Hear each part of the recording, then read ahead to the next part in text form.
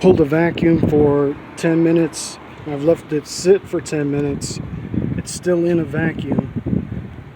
So I suspect no leaks. My main concern was this bottom line where the bolt felt like it was bottoming out and maybe not tightening down as it should. But at this point, I'm fairly confident that there's no leak, at least not anything that I have to do, nothing I have to do with. So I'm gonna start reassembling. I put this plastic thing back in here and just put those clips back on for the connectors. I'm gonna put that other plastic piece, tuck it back into that little space there, get it ready, put the center brace for the core support in, put the remainder of this hardware here. We don't have very much, just a few bolts and a lot of clips. And then these remaining pieces here, as I showed you earlier, these two little pieces probably be the last thing that go on. So that's where we are.